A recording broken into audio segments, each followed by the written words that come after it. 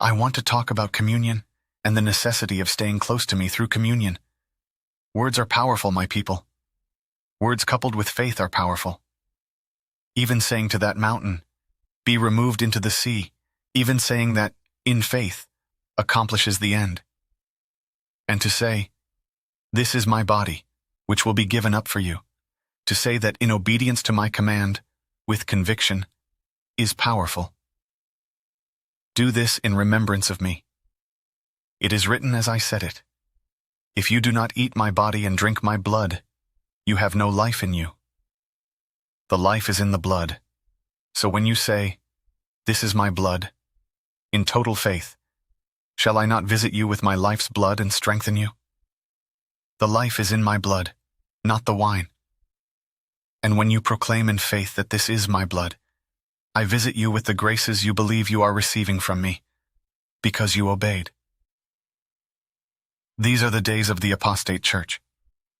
Even those who have received the mark of ordination, the indelible mark passed on by the breath of the apostles to current times, even if that is done properly, there is no guaranteeing that the soul receiving this gift will say with sincere faith and intention that I am transforming the wine into my blood when they say the words.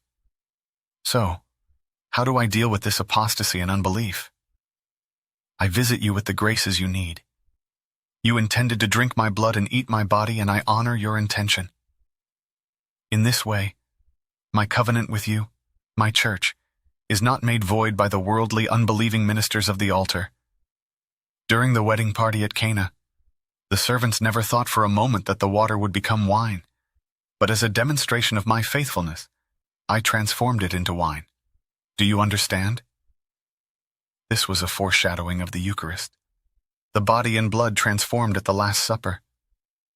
I have called you all to my table to be given new life, and not just new life, but my life, God's life, so that you may live in me and I in you, so that you can accomplish all I have willed for you to do, so that you can love others as I love them, so that you can walk in power over the dark forces of this world and put them to flight. I have given you this gift because you can hardly operate without it. The opposition sent against you every day is fierce and consuming, but with my blood, you will stand and even rebuke, break, and bind those powers, because my life lives in you. No matter that you are not ordained, that is, that you've been breathed on as I first breathed on Peter. No matter, you are my church. I abide in you, and you abide in me. And each day, when you receive me in communion, you are renewing the new covenant with your faith. This is my body. This is my blood. The body and blood of the new covenant. It will be shed for you and for all, for the forgiveness of sins. So I am asking you, my chosen ones, dwellers of my heart, receive me each day in complete reverence and thanksgiving, even remembering the blood I poured upon the mercy seat positioned by the prophet Jeremiah, exactly beneath the altar of sacrifice. That is, the cross on which I was crucified. And note that I died of a broken heart. The water and blood mingled, and the volume was sufficient to carry it downwards, 20 feet, and stain the walls. None of the other victims shed their blood in this way. This was done by my Father, to pay the debt of your sins forever.